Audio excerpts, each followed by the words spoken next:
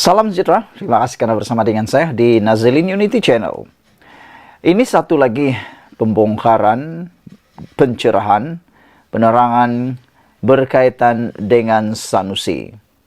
Semalam kita digemparkan dengan keputusan yang diumumkan oleh Sanusi berkaitan dengan pasukan bola sepak Kedah, KDA-FC.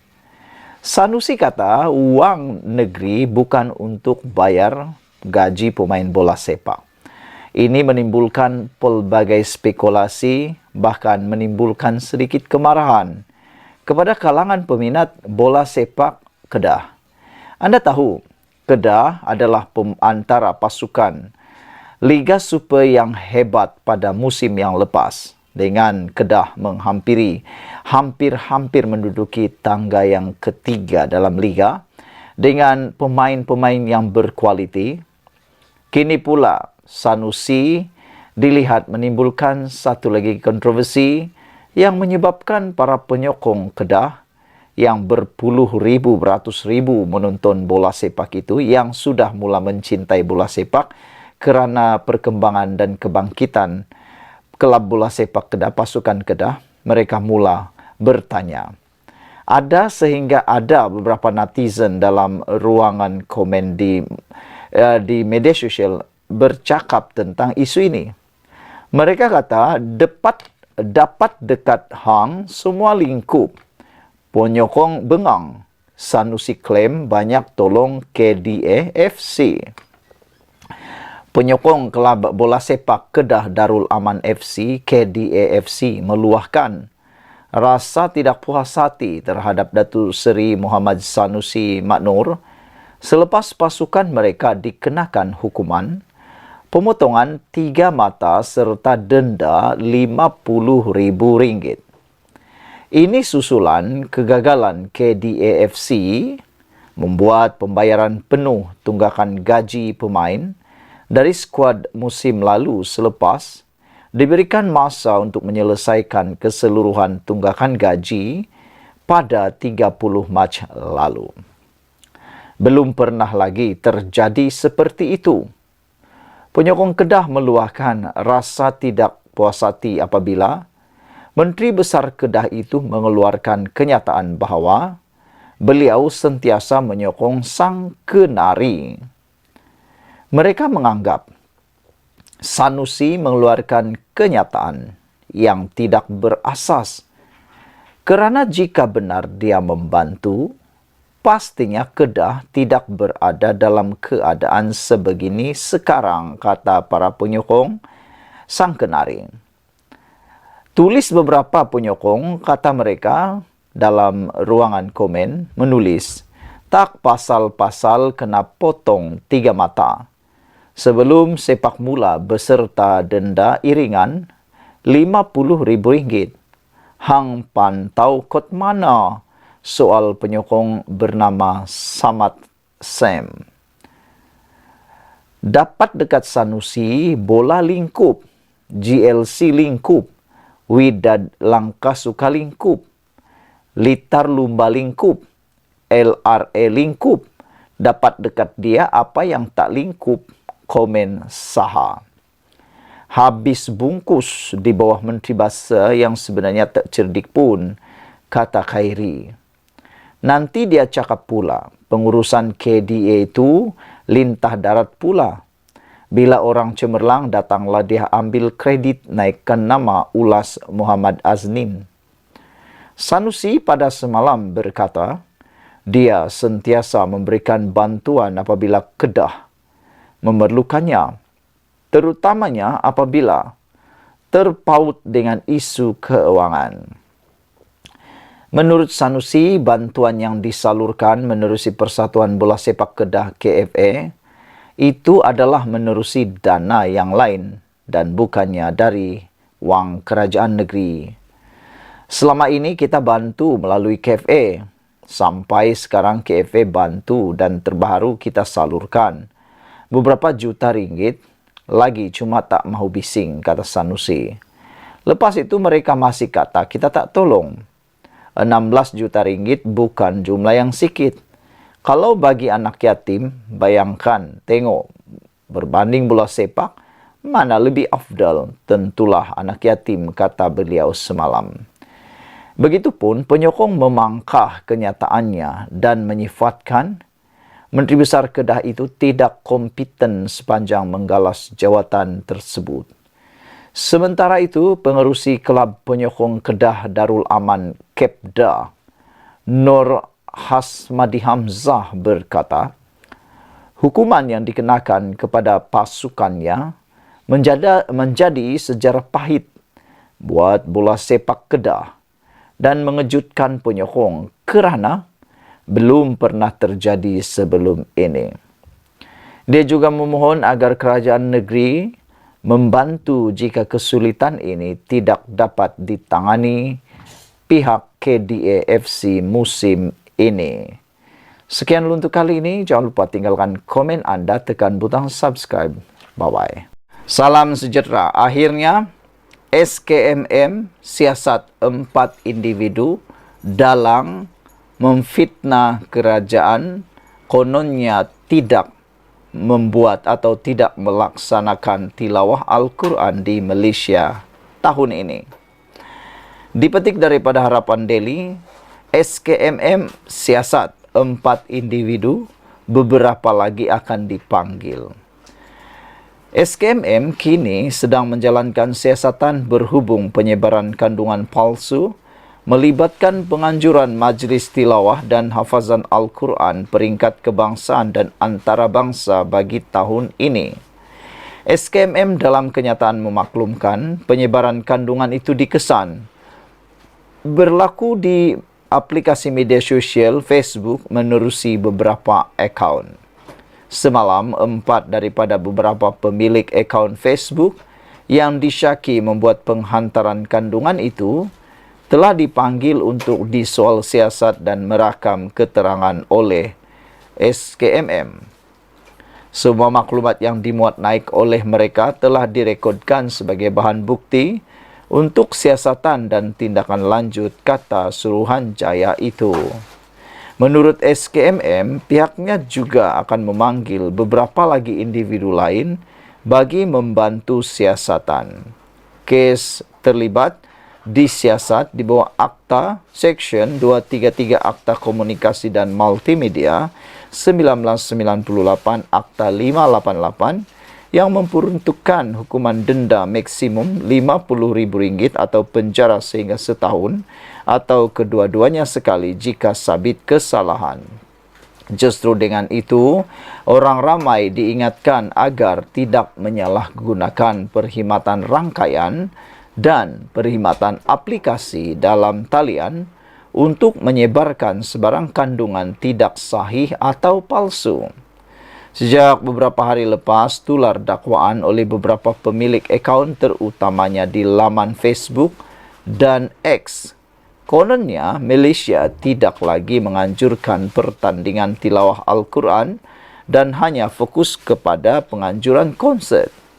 Bagaimanapun, Timbalan Menteri di Jabatan Perdana Menteri Hal Ehwal Agama, Dr. Zulkifli Hasan menepis dakwaan berkenaan.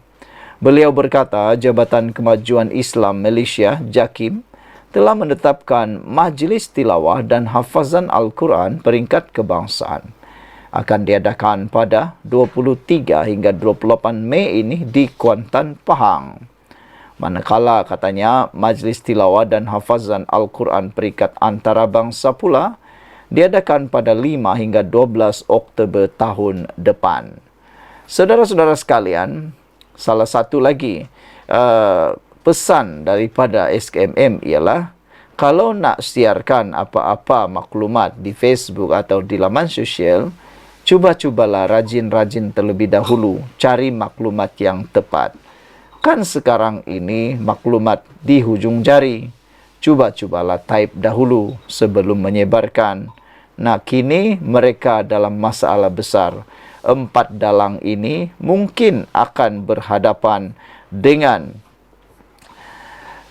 denda maksimum RM50,000 atau penjara sehingga setahun. Tak semana-mana gara-gara kelalaian dan tidak menyiasat terlebih dahulu terus saja post maka akhirnya berhadapan masalah besar. Sekarang maklumat di hujung jari, cari di Google, type saja tilawah Al-Quran 2024, akan keluarlah berita yang betul dan maklumat yang tepat. Hati-hati bila post atau share benda yang tak betul. Sekian dulu untuk kali ini. Jangan lupa tinggalkan komen anda, tekan butang subscribe. Kita jumpa lagi. Bye-bye. Salam sejahtera. Terima kasih kerana bersama dengan saya di Nazilin Unity Channel. Tengku Zafrul sah telah letak jawatan sebagai Bendahari Selangor. Bendahari Selangor pula. Bendahari UMNO Selangor. Menjadi isu hangat ialah kenapa dia tiba-tiba letak jawatan. Ramai yang mahu tahu. Rupa-rupanya dalam pendedahan-pendedahan terkini yang saya ingin kongsikan dengan anda, inilah sebabnya Tengku Zafrul tidak lagi berminat menjadi Bendahari UMNO Selangor. Dan dia juga dengan lantang dan berani mendedahkan pula rahsia kepincangan UMNO di Selangor. Tengku Zafrul kata, dia kecewa macam-macam tak ada pada UMNO Selangor. Dalam siaran ataupun di dalam tajuk di FMT pula, kalah teruk tapi UMNO Selangor belum celik mata, kata Tengku Zafrul. Itu di FMT. Kata Tengku Zafrul, dia mendakwa tiada usaha gigih dibuat UMNO Selangor untuk menguatkan kedudukannya selepas prestasi teruk PRN. Namun, di Malaysia kini, Tengku Zafrul kecewa macam-macam tak ada pada UMNO Selangor. Kata Tengku Zafrul, banyak yang tak ada pada UMNO Selangor menjadi punca beliau melepaskan jawatannya sebagai bendahari kepada parti itu baru-baru ini. Dalam satu kenyataan hari ini, Menteri Pelaburan, Perdagangan dan Industri itu berkata, UMNO Selangor mencatatkan keputusan sangat buruk dalam sejarah. Bermula dengan PRU 15 pada 2022 diikuti dengan pilihan raya negeri PRN kira-kira setahun kemudian. Dalam keadaan begitu, kata Tengku Zafrul, dia mengingatkan bahawa keputusan tersebut menjadi amaran terakhir untuk UMNO Selangor berubah dan menyedari realiti. Sekarang ini sudah 8 bulan selepas PRN, masih tak ada apa-apa. Postmortem mendalam tak ada. Strategi baru tawan hati rakyat tak ada, katanya. Menurut Tengku Zafrul, jika pandangannya untuk mengubah segera keadaan tidak diterima, lebih wajar untuk dia melepaskan jawatan di peringkat negeri untuk memberi fokus di peringkat pusat dan pada masa sama bahagian Kota Raja yang diketuainya. Pada 1 April lalu, Malaysia kini melaporkan peletakan jawatan bekas ahli perbankan itu dengan menyatakan hala tuju UMNO Selangor dilihatnya tidak sehaluan dengan kepimpinan di peringkat pusat. Malah katanya perancangan UMNO memperkasa UMNO di Selangor bersifat hambar. Terap budaya intelek baru, sehari kemudian UMNO Selangor menafikan dakwaan Tengku Zafrul dan menganggap dia sepatutnya berbincang atau menulis surat secara rasmi terlebih dahulu kepada parti sebelum membuat keputusan tersebut. Malah Ketua Penerangan UMNO Selangor Muhammad Zaidi Mat Zain tidak menolak kemungkinan keputusan diambil Tengku Zafrul berpunca daripada pengaruh daripada pihak ketiga. Dia bagaimanapun tidak menjelaskan lebih lanjut siapa pihak ketiga yang dimaksudkannya itu. Menurut Tengku Zafrul, untuk mengembalikan kekuatannya, UMNO Selangor perlu mengambil beberapa langkah segera. Pertama, katanya, UMNO Selangor perlu melakukan kajian sikap yang ikhlas bagi mengenal pasti perasaan dan denyut nadi rakyat negeri itu secara keseluruhan. Kedua, tambah senator itu memodenkan organisasi agar bersifat cost efektif, pantas berkomunikasi dan terbuka menerima pandangan daripada akar umbi. Tidak ketinggalan, Tengku Zafrul juga menekankan kepentingan UMNO Selangor meletakkan cadangan dasar sebagai keutamaan selain memanfaatkan data serta analisis yang tepat. Ketiga, mencari pelapis dengan hati yang terbuka. Ini penting kerana pada akhirnya organisasi UMNO Selangor itu akan dihakimi rakyat dengan pemimpin yang ditonjolkan. Tengku Zafrul juga menegaskan bahawa rangka kerja yang bersifat menang-menang dengan rakan-rakan UMNO Selangor perlu disegera laksanakan. Kelima dan paling penting, kita perlu terapkan budaya politik intelektual baru, fokus kepada penyelesaian dan dasar, buang amalan cah keting. Jika kita tak ubah budaya ini, tak kiralah setebal mana pelan visi kita, akhirnya kita akan kekal tanpa kuasa, katanya. Pada masa sama, bekas Menteri Kewangan itu juga mengingatkan dia tetap komited kepada UMNO Selangor dan Kota Raja, serta mahu parti itu kembali dihormati rakyat. Jalan itu tidak mudah, kita perlu bekerja keras. Tapi inilah resam perjuangan dan impian yang wajib dilaksanakan, kata beliau lagi. Sekian dulu untuk kali ini. Jangan lupa tinggalkan komen anda, tekan butang subscribe. Kita jumpa lagi. Bye-bye. Salam sejahtera. Terima kasih kerana bersama dengan saya di Nazilin Unity Channel. Kita bermula dengan Kedah Agro, pengumuman yang paling mengejutkan daripada Sanusi. Baru-baru ini timbul isu paling panas di Kedah berkaitan dengan Kedah Agro. Apabila dilaporkan gaji belum dibayar, sehingga salah seorang daripada orang penting iaitu Saiful Hazizi mengatakan Sanusi tiada alasan untuk elak bayar gaji pekerja Kedah Agro. Di samping itu, Sanusi juga telah dicabar untuk menyaman seorang wanita yang mendedahkan salah takbir Kedah Agro. Datuk Seri Muhammad Sanusi Maknor dicabar menyaman seorang wanita yang mendakwa berlaku kesalahan takbir dalam Kedah Agro Holdings Berhad sehingga menyebabkannya menanggung kerugian.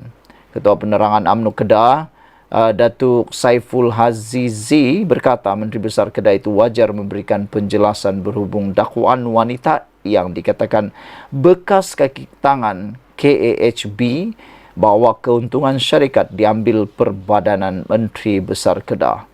Baru-baru ini tular satu posting di Facebook, MBI telah mengambil untung Kedah Agro, MBI telah mengambil staf Kedah Agro dan MBI lantik ketua pegawai eksekutif dalam kalangan kroni MBI saja. Sanusi perlu perjelaskan perkara ini.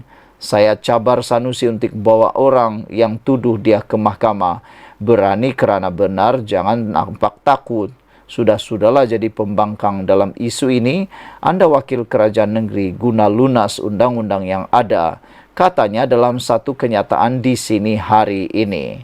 Saudara-saudara sekalian, berbalik kepada isu utama hari ini, akhirnya Sanusi umum penamatan operasi Kedah Agro.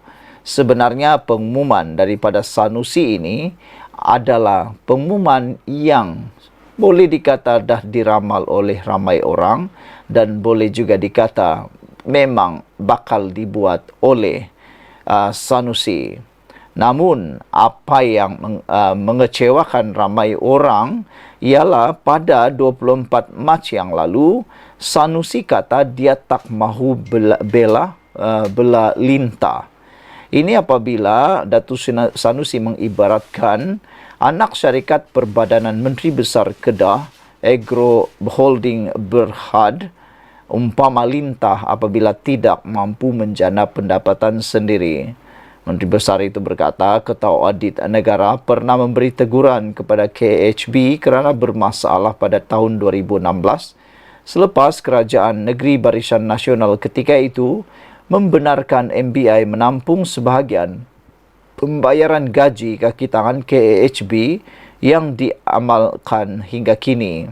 Saya punya polisi jelas dah diumum pada tahun 2020, iaitu mana-mana anak syarikat kerajaan negeri JLC yang tak boleh menyumbang kepada kerajaan, hisap darah kita tutup tapi tak ditutup, kata beliau. Tujuan tubuh JLC untuk berniaga dapat projek kerajaan untung pulang balik kepada kerajaan. Kalau ada 30 orang dalam itu makan kederah, sumbang tak pernah, tapi kikis lagi, itu bukan GLC, itu lintah. Saya tak mahu bela lintah, kata Sanusi. Dengan itu akhirnya seperti yang diumumkan pada awal tadi, Sanusi Kedah umum penamatan operasi Kedah Agro. Kerajaan negeri mengumumkan penamatan operasi Kedah Agro Holding Berhad selepas mendapati syarikat berkaitan kerajaan GLC itu tidak lagi berdaya maju serta menanggung liabiliti terlalu besar. Menteri Besar Datuk Seri Muhammad Sanusi Maknor berkata, anak syarikat milik Perbadanan Menteri Besar MBI Kedah itu tidak boleh ditutup terus kerana masih mempunyai aset yang perlu dicairkan bagi membayar hutang. Saya sudah maklumkan lama bahawa syarikat itu tidak berdaya maju. Kena buat penambatan operasi, patut lama sudah dibuat. Syarikat itu bukan ditutup, tapi ditamatkan operasi. Walaupun terlewat buat tutup operasi, kita buat juga, kata Sanusi. Syarikat masih ada aset, ada liability, ada hutang dengan orang lain, maka tak boleh tutup. Jadi kena tamat operasi dan perlu ada pihak bayar semua hutang dahulu, katanya. Mengulas lanjut, Sanusi menegaskan kerajaan negeri sama sekali tidak akan menyelamatkan KAHB melalui suntikan modal ataupun strukturan semula syarikat kerana ia bertentangan dengan dasar ditetapkan pentadbirannya. Katanya beliau tidak akan menggunakan dana milik kerajaan negeri bagi membantu syarikat terbabit atau membayar pampasan kepada seramai 24 pekerjanya yang tidak menerima gaji sejak 9 bulan lalu. Jadi kena ada orang bayar hutang syarikat dulu, urus aset dan liability sedia ada. Jumlah hutang syarikat saya tak pasti, tapi saya tahu terlalu banyak sehingga tak mampu melangkah lagi. Kerajaan negeri tak akan bail out Kedah Agro. Itu kerja kerajaan dulu. Dasar saya GLC tak berdaya maju akan ditutup. Ada orang kasihan kepada seorang dua pekerjanya, tapi saya perlu jaga duit. 2 juta rakyat Kedah, katanya. Terdahulu pelbagai pihak mendesak kerajaan negeri campur tangan menyelesaikan tunggakan gaji seramai 24 kaki tangan Kedah Agro yang tidak dibayar gaji antara 7 hingga 9 bulan lalu selepas syarikat terbabit berhadapan masalah kewangan. Bagaimanapun, Sanusi enggan menggunakan dana kerajaan negeri termasuk menggelar kaki tangan Kedah Agro sebagai lintah kerana hanya tahu menyedut dana MBI tanpa berusaha menjana pendapatan sendiri.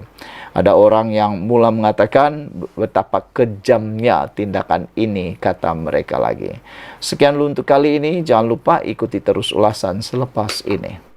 Salam sejahtera. Terima kasih kerana bersama dengan saya di Nazilin Unity Channel. Ini satu isu yang paling menggemparkan saya dan pasti anda juga, berkait dengan kes Najib Tun Razak. Menurut Jasmine Loh, bekas peguam 1MDB, menipu Najib umpama gali kubur sendiri. Wow, apa cerita sampai bekas peguam 1MDB ini, iaitu Jasmine Loh sendiri, seakan rasa takut untuk menipu. Karena kata dia, menipu Najib umpama gali kubur sendiri. Wow. Bekas peguam syarikat 1MDB One Malaysia Development Berhad, Jasmine Loh Aishwan memberitahu adalah sesuatu yang mustahil dan tidak masuk akal untuk berkonspirasi dengan mana-mana pihak untuk menipu bekas Perdana Menteri Datuk Seri Najib Razak.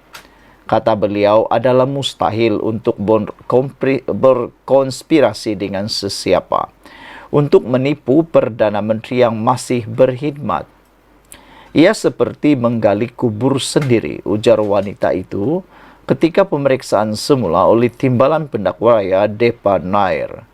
Saksi itu juga sekali lagi menyatakan bahawa beliau tidak pernah terlibat dengan mana-mana perancangan untuk menyeleweng dana 1MDB dan tidak mengetahui wang yang diterimanya adalah hasil penyelewengan tersebut. Terdahulu, saksi itu tidak bersetuju dengan cadangan Peguam Bela Tan Sri Muhammad Syafiee Abdullah bahawa beliau bersekongkol dengan ahli perniagaan dalam buruan Low Tech Joe atau Jolo untuk menipu dana 1MDB. Selain itu, ketika pemeriksaan semula oleh Timbalan Pendakwa Raya, Ahmad Akram Garib, saksi itu berkata tidak mungkin transaksi-transaksi 1MDB yang mencecah bilion ringgit boleh diteruskan sekiranya tidak diluluskan oleh Menteri Keuangan dan Perdana Menteri, iaitu Najib. Terdahulu, Jasmine menyatakan Najib tidak pernah meminta penjelasan daripadanya berhubung mana-mana dokumen perjanjian yang pernah disediakannya bagi transaksi-transaksi yang dijalankan oleh syarikat terbabit. Walaupun menyatakan beliau bukanlah orang yang tepat untuk berbuat demikian kerana hanya seorang peguam di syarikat terbabit, namun Jasmine menyatakan dirinya tidak pernah dipanggil untuk memberikan penjelasan oleh sesiapa termasuk Najib. Tambahnya, walaupun dokumen-dokumen yang disediakan adalah dokumen undang-undang, namun sesiapa sahaja boleh memahaminya. Kalau ada yang tidak faham, maka boleh minta penjelasan, katanya. Terdahulu, Jasmine menyatakan Najib pernah membersihkan namanya dan bekas pengarah eksekutif pembangunan perniagaan 1MDB, Casey Tang Keng Chi, pada sidang parlimen bertarikh 7 Mac 2017. Jasmine kemudian membaca Hansard Parlimen yang mana Najib antara lainnya menjawab bahawa siasatan terhadap wanita itu dan Keng Chi telah selesai dan tiada sebarang tindakan diambil ke atas mereka. Menjawab pertanyaan berhubung mengenai barangan mewah yang diterima dan percutian luar negara di Taja Jolo, wanita itu menyatakan beliau menerimanya atas dasar persahabatan dan tanpa sebarang ikatan. Saya percaya percutian di antara keluarga dan rakan adalah disebabkan kami mempunyai kawan-kawan yang sama, katanya. Jasmine mengakhiri keterangannya dengan menyatakan bahawa beliau hadir memberi keterangan sebagai seorang saksi dan bekas peguam atau bekas pegawai 1MDB. Perbicaraan di hadapan Hakim Datuk Collins Lawrence Square bersambung 22 April ini, dipetik daripada Cosmo Online. Sekian dulu untuk kali ini. Jangan lupa tinggalkan komen anda, tekan butang subscribe. Kita jumpa lagi. Bye-bye. Salam sejahtera. Terima kasih kerana bersama dengan saya di Nazlin Unity Channel. Saudara-saudara sekalian, ini keputusan terkini yang kita tunggu-tunggu daripada Ketua Polis Negara berkait dengan kes Dr. Akmal yang telah pun disiasat dan dirakam keterangan beliau di IPD Kota Kinabalu. Menurut Ketua Polis Negara, Akmal telah pun disiasat kerana ada 2 laporan polis yang telah dibuat. Selain daripada itu, beliau juga mengatakan 2 siasatan, kata siasatan ataupun 2 akta digunakan kepada Akmal Saleh. Salah satunya ialah akta hasutan dan yang kedua adalah akta komunikasi dan multimedia. Hari ini, Ketua Polis Negara sekali lagi menyatakan keputusan yang kita tunggu-tunggu, yaitu kes Dr. Akmal akhirnya dirujuk ke AGC ataupun Jabatan Peguam Negara pada minggu hadapan. Kertas siasatan berkait ucapan dan tindakan Ketua Pemuda UMNO Dr. Muhammad Akmal Saleh berhubung isu penjualan stoking tertera kelima Allah akan dirujuk Pejabat Peguam Negara minggu depan. Ketua Polis Negara Tan Sri Razaruddin Hussein berkata, pihaknya akan melengkapkan kertas siasatan itu dalam tempo 5 hari. Keterangan beliau iaitu Dr. Akmal sudah diambil semalam dan kertas siasatan sedang dilengkapkan. Dalam tempoh 5 hari, kita akan hantar ke Jabatan Peguam Negara AGC untuk tindakan seterusnya, katanya ketika dihubungi. Terdahulu, Polis Diraja Malaysia PDRM mengesahkan menerima Dua laporan polis berhubung ucapan dan tindakan Dr. Akmal berhubung isu penjualan stoking tertera kalimah Allah. Kes disiasat di bawah Seksyen 4 dalam kurungan 1 Akta Hasutan 1948 dan Seksyen 233 Akta Komunikasi Multimedia 1998. Akmal dilaporkan lantang bersuara mengenai kontroversi stoking dengan kalimah Allah yang didapati dijual di kedai serbaneka KK Supermart dan Superstore Sdn Berhad KK Superstore. Beliau turut menggerakkan boikot terhadap KK Supermart sekiranya tidak memasang kain rentang di semua 880 cawangan kedai serbaneka itu di seluruh negara bagi memohon maaf atas insiden itu. Walau bagaimanapun telah disahkan bahawa KK Supermart telah pun memasang kain rentang di cawangan kedai serbaneka mereka. Selain daripada itu, KK Supermart juga telah pun memohon maaf secara terbuka tentang isu tersebut. Selain daripada itu juga, di samping itu, KK Supermart telah pun dihadapkan ke mahkamah didakwa, iaitu bos KK Supermart di mahkamah telah didakwa bersama dengan pengedar stoking tersebut. Dan terkini bos KK Supermart, pengasas KK Supermart telah pun bertemu menghadap ke bawah Duli Yang Maha Mulia di Pertuan Agong tentang isu ini. Sehingga baginda yang di Pertuan Agong telah pun bertitah bahawa baginda berharap isu ini dihentikan segera dan jangan ada ambil kesempatan dan berhenti menghasut, kata beliau, baginda. Jadi oleh sebab itulah mula timbul tanda tanya sebenarnya apa lagi yang Dr. Akmal mahu, kata pelbagai lapisan masyarakat netizen di dalam pelbagai ruangan komen dalam media sosial. Sekian untuk kali ini. Jangan lupa tinggalkan komen anda, tekan butang subscribe. Bye-bye.